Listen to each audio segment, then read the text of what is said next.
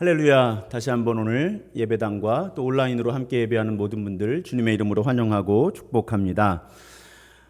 우리 나이 드는 것에 관해서 특별히 중년에서 노년을 향해 혹은 그 이후에 나이 들에 관한 말씀, 오늘 5번째 시간입니다. 오늘 여행 이야기로 오늘 설교를 시작하려고 합니다. 여러분 여행 좋아하십니까? 저는 코로나가 와서 가장 힘든 게 이제 여행이 어려워진 거고요.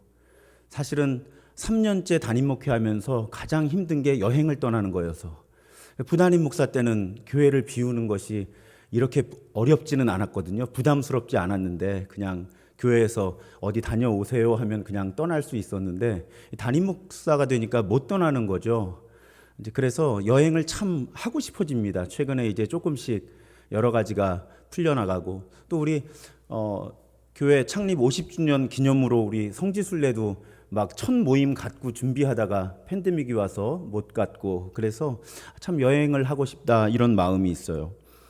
근데 저는 가만히 생각해 보면 사실은 가족들에게는 매우 미안하지만 가족들하고 여행한 그 경험과 기억보다는 많은 분들을 이렇게 인솔을 해서 미국의 교회들을 이렇게 탐방하는 프로그램을 이끈 경험, 그리고 주로 필리핀과 중국 지역에 단기 선교를 팀을 이끌고 다녀온 그 경험과 그 기억이 훨씬 더 많습니다.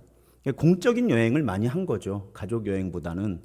그렇게 공적인 여행을 특히 따라가 본 적이 거의 없어요. 항상 제가 인솔자였어요. 기획부터 현장에 가서 인솔하고 뭐 마지막 평가하고 뭐 이런 모든 거를 제가 어쨌든 그 인도자 그룹에서 아니면 최고 인도자로 이제 이런 일들을 감당을 했는데, 그러면서 두 가지 여행에 대해서 아주 크게 깨달은 것이 있습니다. 첫 번째는 짐을 가볍게 할수록 여행은 즐거워집니다. 그러니까 여행을 인솔하다 보면 꼭 필요한 걸 가져오지 않아서 곤란을 겪는 분들이 계세요. 그런데 그런 분이 한 분이면 열의 9은 너무 많은 걸 가져와서 짐을 쌌다 풀렀다 하고 이걸 이동하는 것이 너무 번거로워져서, 그래서 사실은 여행을 이렇게 많이 인솔하다 보면 공항에, 물론 그 전에 오리엔테이션하고 할 때 신신당부를 합니다. 가볍게 가져오라고. 그런데 벌써 공항에 딱 나타나는 모습을 보면 저분은 여행 베테랑이다 아니다 하는 거 이렇게 알죠. 가방 크기, 숫자 뭐 이런 모습을 보면 답이 바로 나옵니다. 짐을 잘 꾸려야 여행이 재미도 있어지고 의미도 있어져요. 특별히 어떤 여행이 어려운가 하면, 한 곳에 오래 머무는 여행은 괜찮아요. 뭐 이동할 때만 좀 불편하지 거기 호텔이나 숙소에 풀어놓으면 되니까. 사실은 제가 인솔했던 아주 많은 여행은 매일 숙소가 바뀌는 여행이었거든요. 왜냐하면 교회들을 이렇게 지역별로 투어를 하니까, 탐방 견학을 하니까, 그러면 아주 짐 많이 가져오신 분들은 그 스트레스 때문에 여행의 경험이 아주 힘겨워지는 그런 분들이 많이 계십니다. 그것이 제가 여행을 인솔하면서 갖게 된 첫 번째 생각이고요. 두 번째 생각은, 여행은 어디로 가느냐도 중요하지만 누구랑 같이 가느냐가 훨씬 더 중요합니다. 왜 그런가 하면, 말씀드렸던 대로 저는 일정한 코스의 여행을 여러 번 가본 경험이 많아요. 그러니까 예를 들면 미국의 교회를 이렇게 탐방을 한다 하면 지역들이 대략 선호하는 지역들이 정해져 있거든요. 그러면 이쪽에 이제 캘리포니아 쪽에 로스앤젤레스가 있고 애틀랜타가 있고 또 이 텍사스주의 달라스라는 곳, 보통 이런 곳들이 일단 대형 교회들이 많고 탐방할 교회들이 많은 지역이었어요. 그러다가 이제 기왕 미국 가는 거 좀 큰 도시, 다른 도시들도 가면 좋겠습니다 하면 선택하는 곳이 이제 뉴욕 동부에, 혹은 뭐 워싱턴 DC. 그러니까 또 제가 안 가본 경로나 안 가본 교회를 주로 여행 경로로 짜기는 부담스럽잖아요, 저도. 그러니까 사실상 일정한 경로의 여행을 다른 그룹을 이끌고 여러 번을 여행을 한 거죠. 그러면 저에게는 여행 경로는 거의 일정한 거예요. 그런데 여행마다가 다 달라지는 이유는 함께 여행하는 사람들이 다르니까. 똑같은, 예를 들면 필리핀의 어떤 지역은 제가 3년 반 동안 12번인가를 갔어요. 꽤 많이 간 거죠. 3년 반 동안 12번을 똑같은 동네를 방문한 거예요.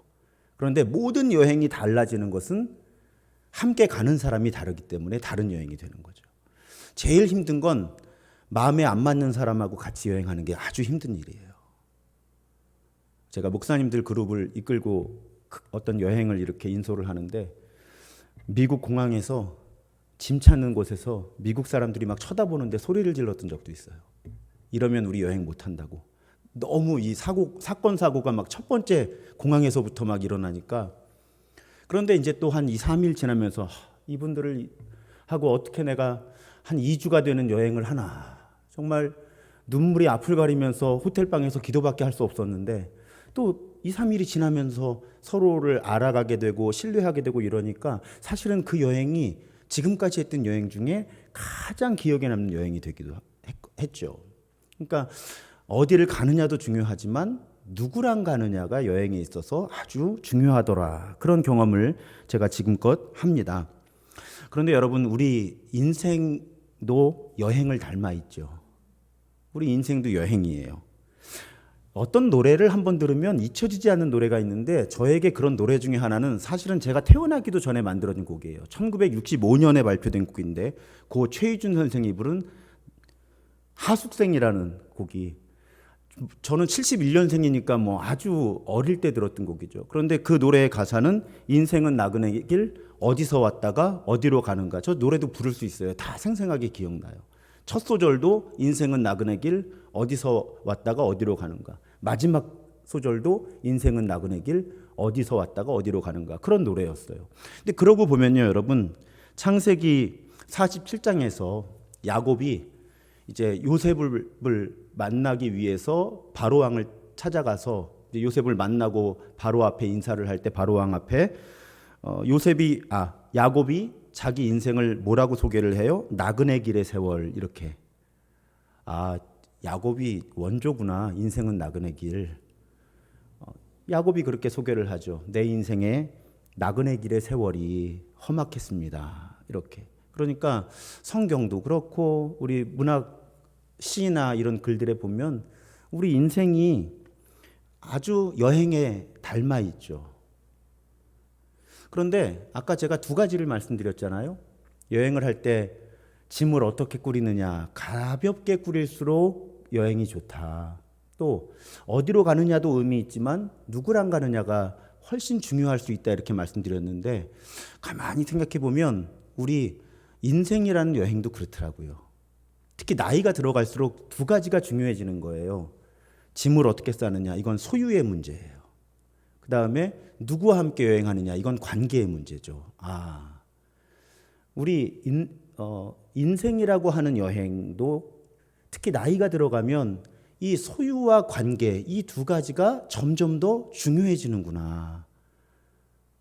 제가 그런 주제를 가지고 성경을 이렇게 읽어나가는데 이 두 가지 주제, 소유, 무엇을 얼마나 가지고 있느냐, 관계, 하나님과 다른 사람들과 어떤 관계를 맺느냐, 이 두 가지 주제를 하나의 이야기가 담아내고 있는 본문이 오늘 예수님의 비유예요. 이 비유, 이 청지기의 비유.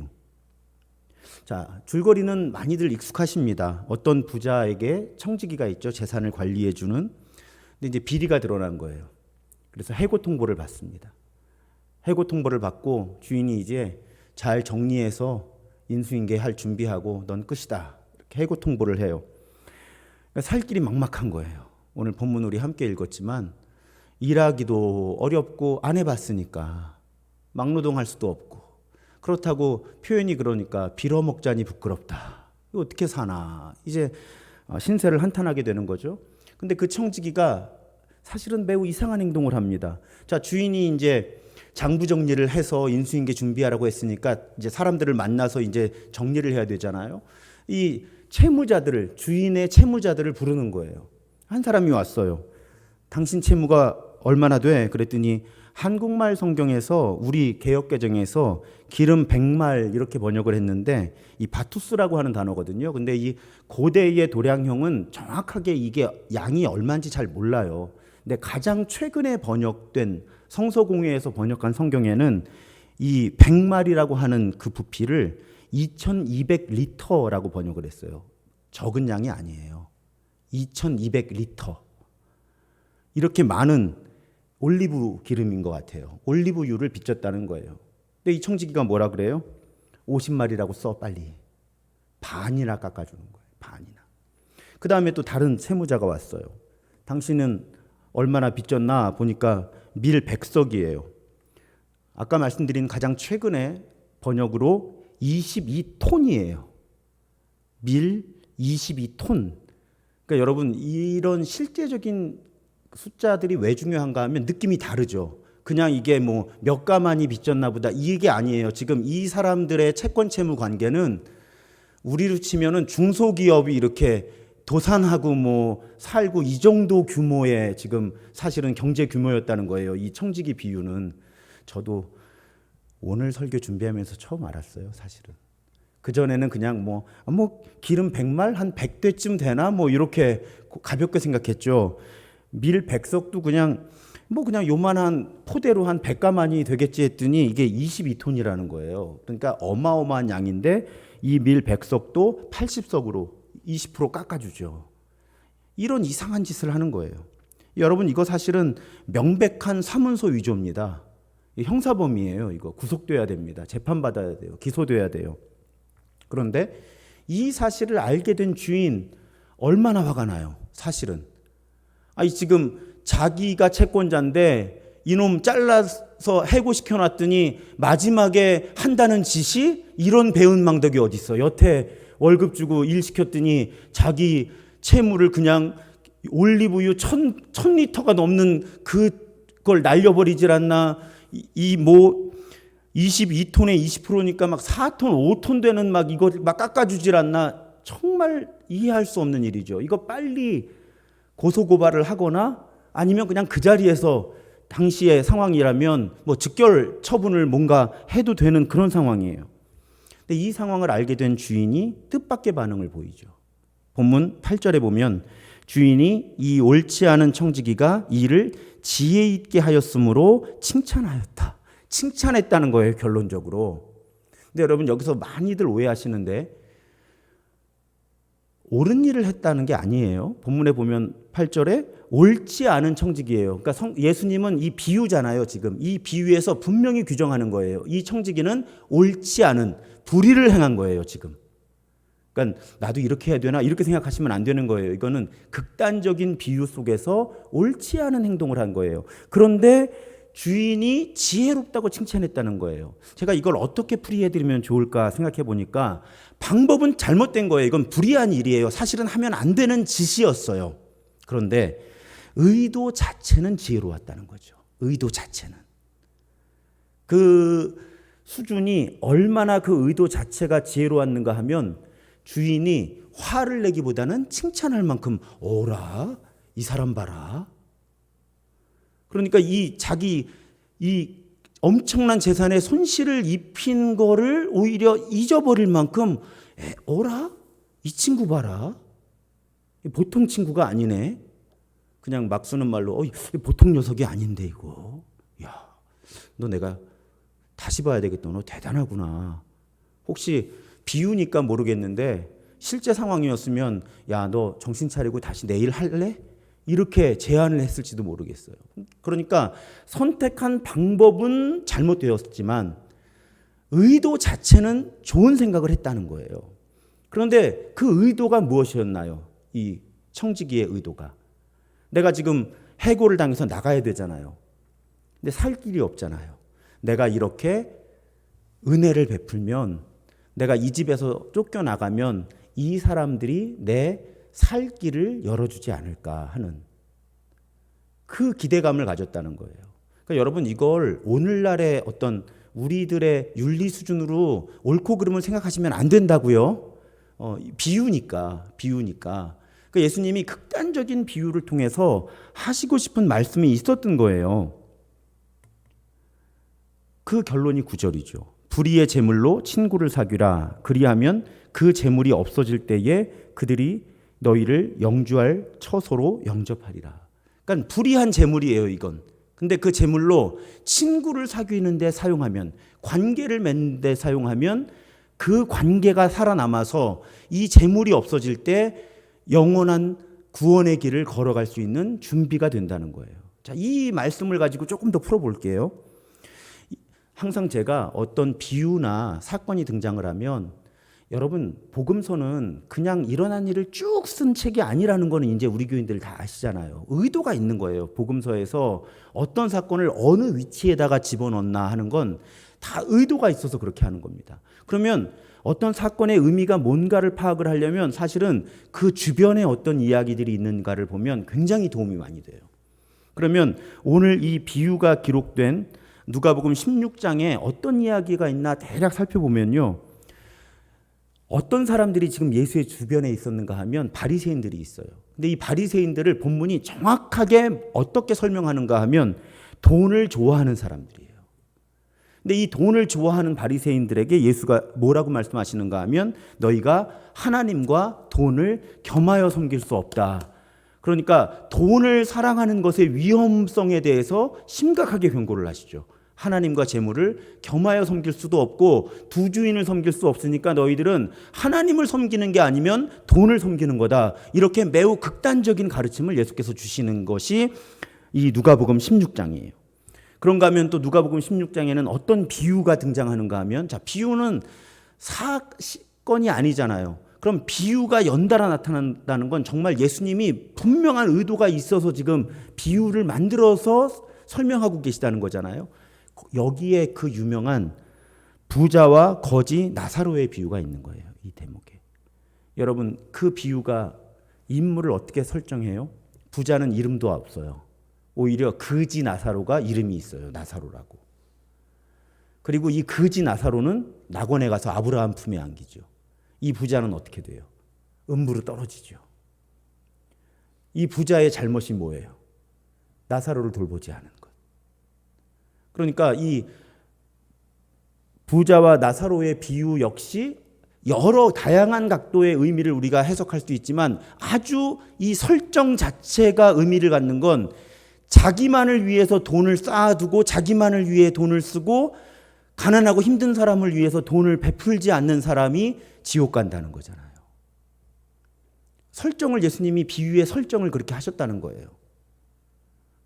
오히려 먹을 것이 없어서 그 나오는 음식 쓰레기 같은 거 먹으면서 연명했던 이 거지 나사로는 낙원에 갔다. 예수님이 설정 자체를 그렇게 하신 것이 메시지라는 거예요. 그러니까 이 누가복음 16장 전체에 흐르는 예수님의 의도는 돈의 소유와 사용하는 방식에 대해서 엄중하게 너희들이 깨어 있어야 한다.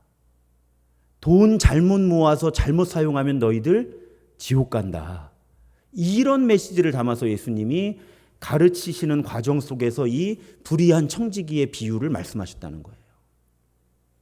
그러니까 이 불의한 청지기의 비유는 여러 다양한 각도의 해석이 열려 있지만 오늘 설교의 맥락과 이 주변 이야기들의 맥락에서 보면 이 비유의 메시지는 분명합니다. 우리가 많은 것을 소유하는 것보다는 제가 이렇게 주제를 정리해 봤어요.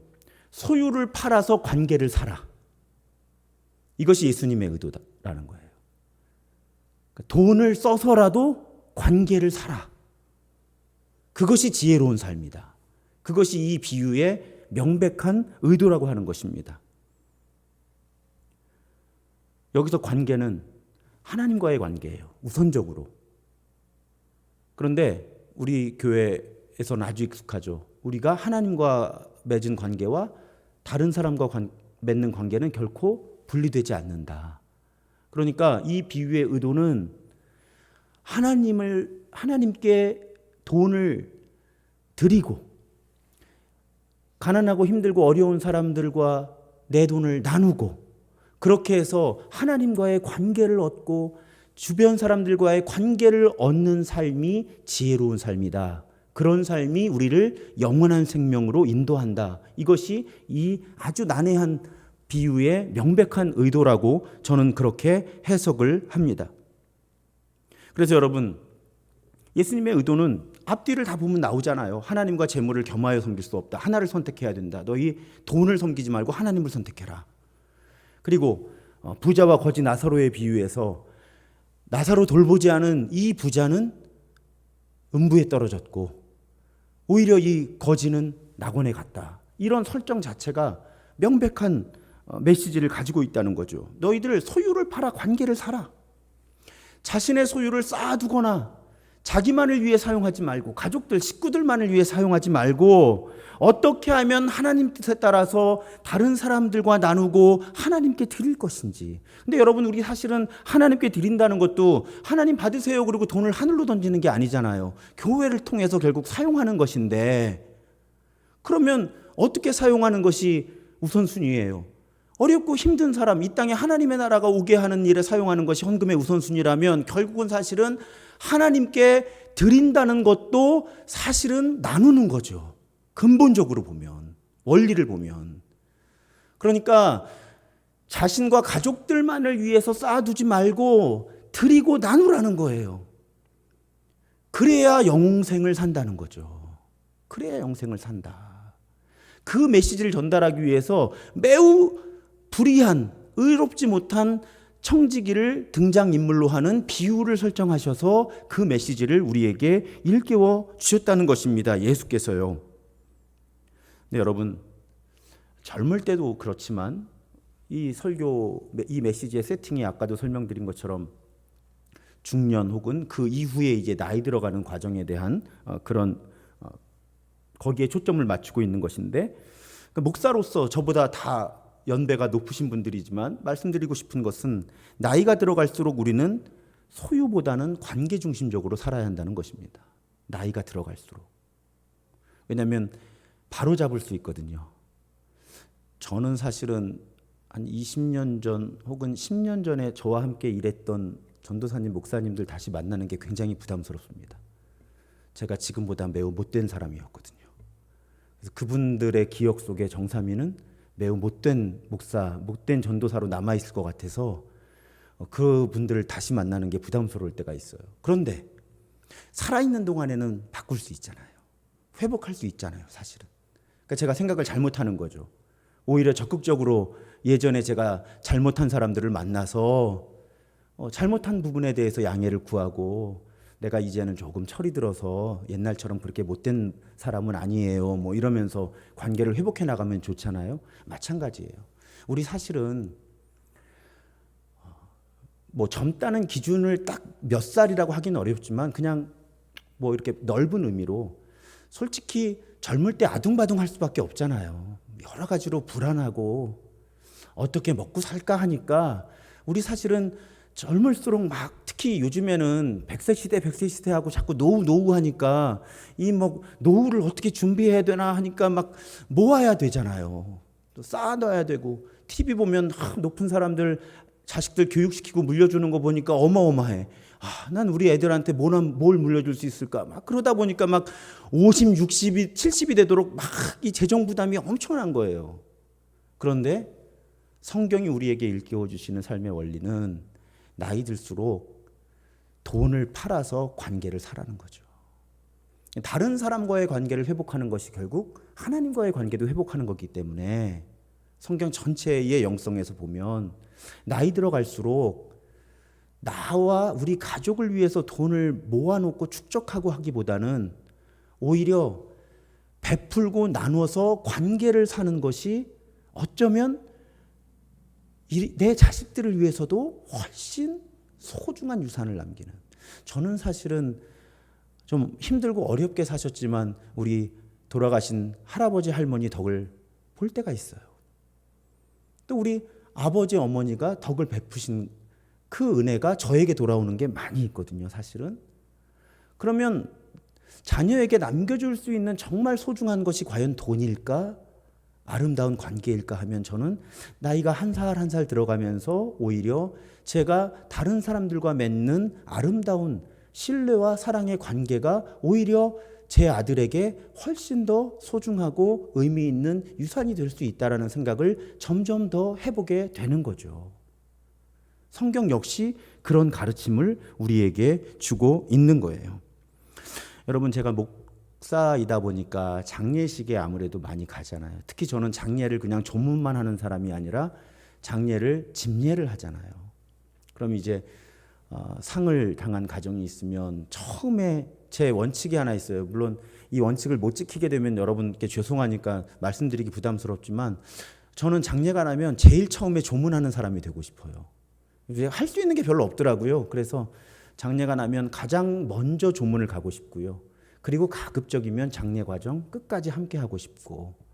그런데 그렇게 장례를 함께 하다 보면 사실은 오늘 설교의 주제를 기준으로 보면 고인께서 혹은 유가족들이 관계 중심적인 삶을 사셨는지 소유 중심적인 삶을 사셨는지가 느껴질 때가 많죠.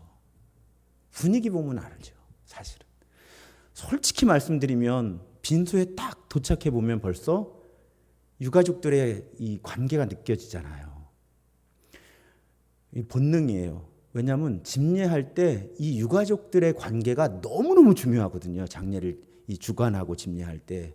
그러니까 이건 거의 제가 본능적으로 느끼게 되는 거예요. 이 유가족들의 관계가 지금 우애가 깊은지 아니면 불화가 있는지가 딱 피부에 닿아요. 그런 경우에 가만히 보면 이건 제가 결론을 내리는 건 아니에요. 혹시 고인이나 혹은 유가족들이 지금 돈의 문제 때문에 얽혀 있는 것은 없을까라는 그런 생각을 할 수밖에 없는 그런 상황들이 꽤 많이 있어요.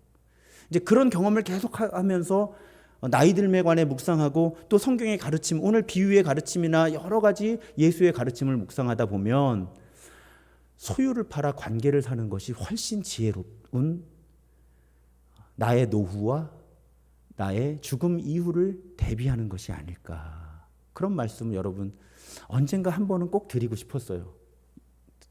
그래서 이런 주제를 설교 주제로 제가 정한 거죠. 나이 들매 영성은 어떠해야 되느냐.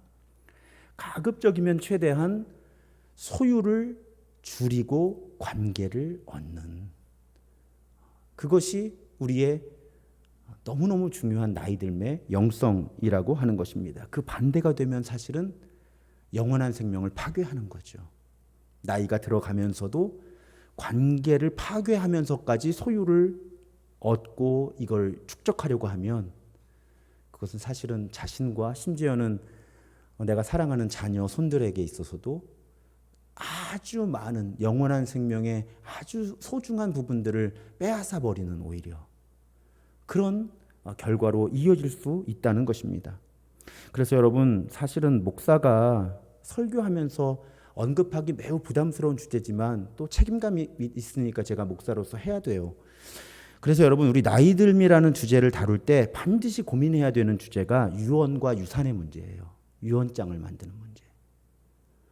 이제는 그래도 우리 한국 사회도 이 문제에 대해서 많이 좀 인식들이 깊어져서 제가 설교 시간에 다루는 것이 그래도 부담이 좀 적어졌어요. 몇 년 전까지는 너무 어려웠죠. 이런 말씀을 드리는 것이. 너무너무 중요한 문제라는 거죠.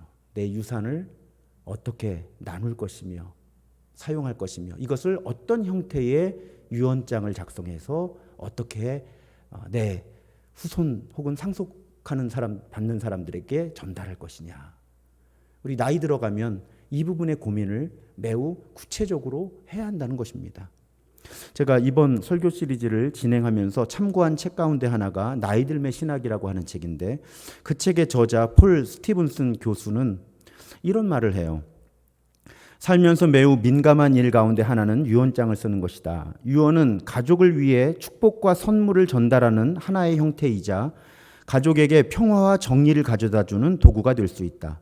그것은 또한 죽기 전에 치유되지 않은 상처 때문에 통제하고 조종하고 분열시키고 보복을 초래하는 무덤을 뚫고 나온 손이 될 수도 있다.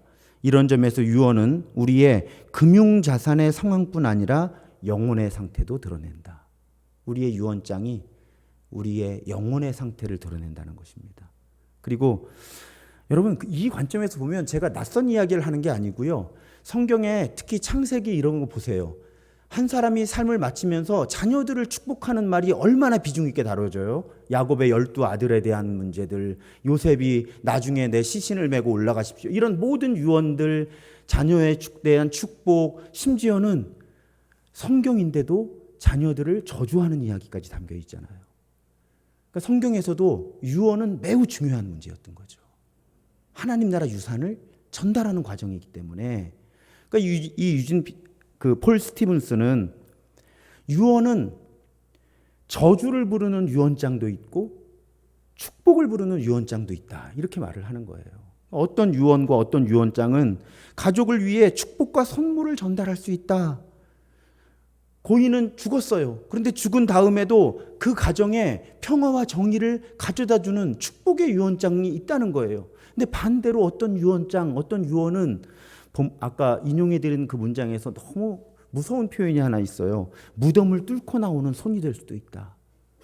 그러니까 고인은 이미 이 세상 사람이 아니에요. 그런데 마치 무덤에서 손이 나와서 그 가정을 망치는 것처럼 하나님 뜻에서 벗어나서 잘못 이루어진 유언은 죽은 다음에도 그 가정에 저주가 될 수도 있다는 거죠. 그래서 살아있는 동안에 특히 내가 책임감 있는 크리스천으로 판단하고 분별하고 반응할 수 있을 때 하나님 뜻을 담은 유언장을 작성하는 것은 너무나 중요한 일이다. 우리가 한 사람의 인간 또 한 사람의 그리스도인으로 살아가면서 우리가 어떻게 삶을 마무리할지 아무도 알 수 없잖아요.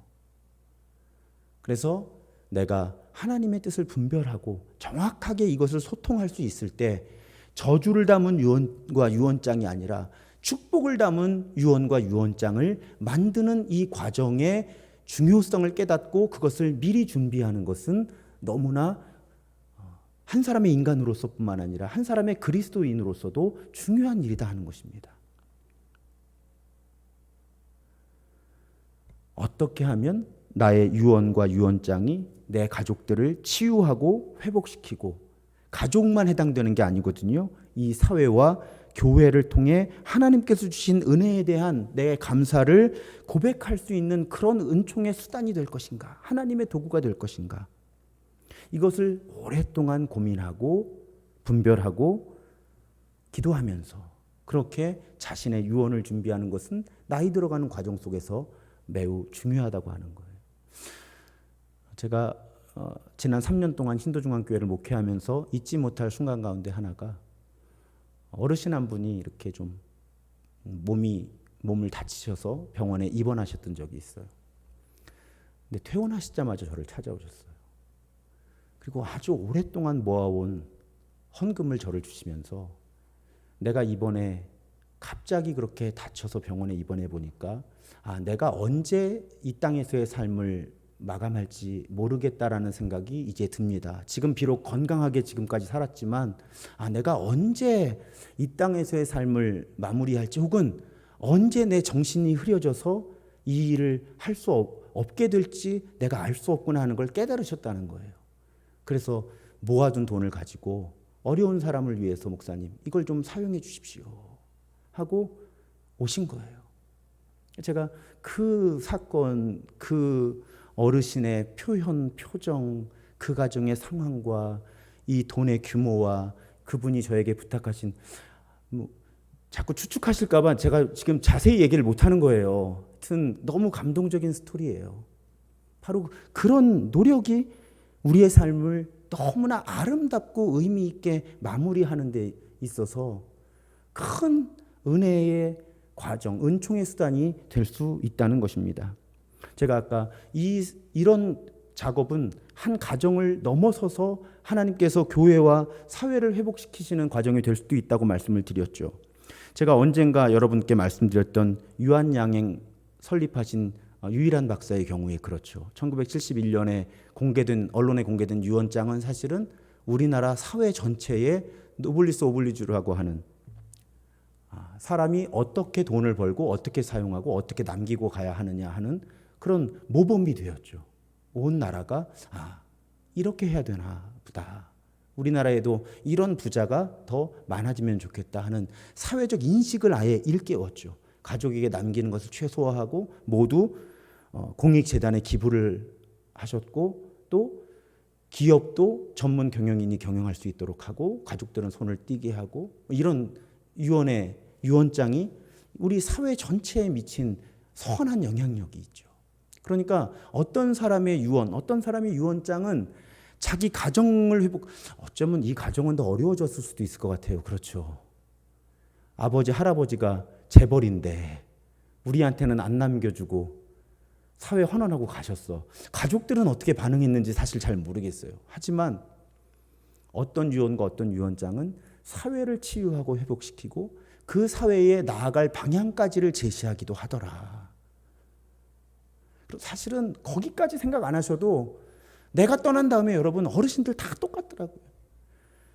내가 남기고 가는 가족들이 좀 동기간에 우애 있게 살면 좋은 거예요. 뭐 다른 거 뭐 많이 바라시지도 않아요.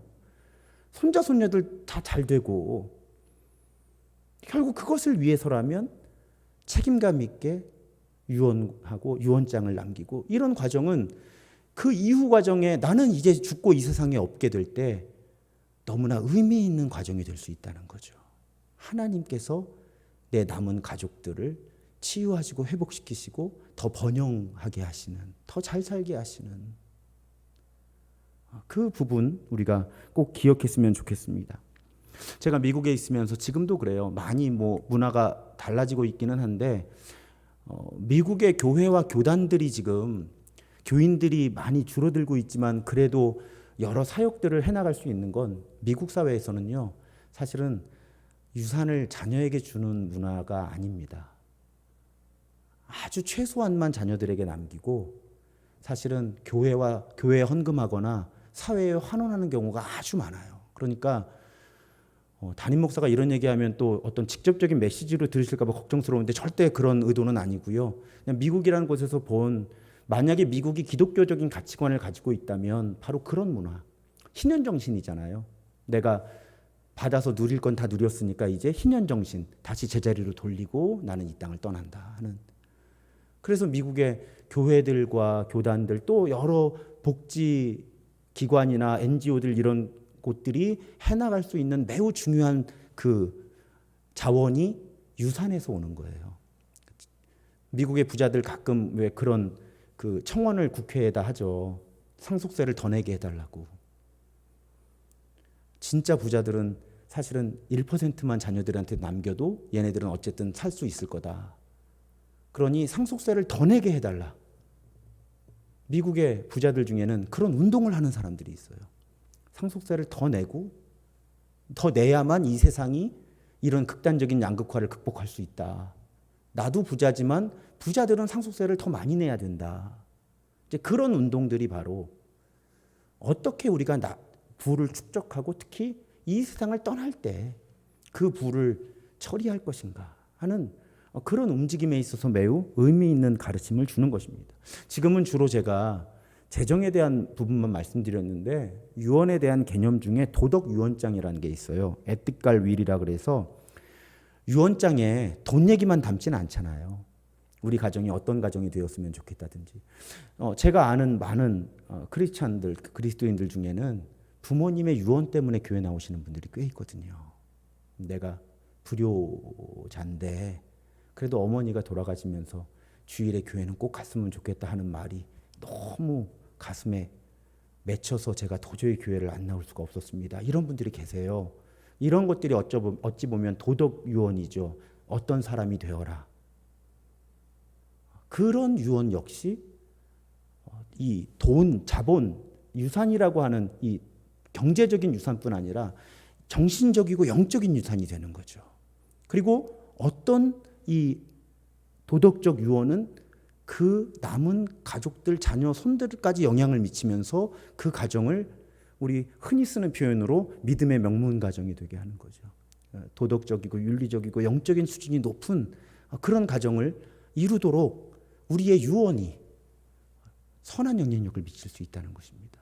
그러니까 단지 유산의 분배가 아니라 유산을 얼마나 기부하고 자식들에게 주고 첫째한테는 몇 %를 주고 이 차원이 아니라 나는 어떤 정신적인 영적인 유산을 남길 것인가까지를 고민하면서 그러니까 유일한 박사의 유언장이 사회적인 영향력이 있었던 것은 그 퍼센테이지가 갖는 메시지 때문이었잖아요.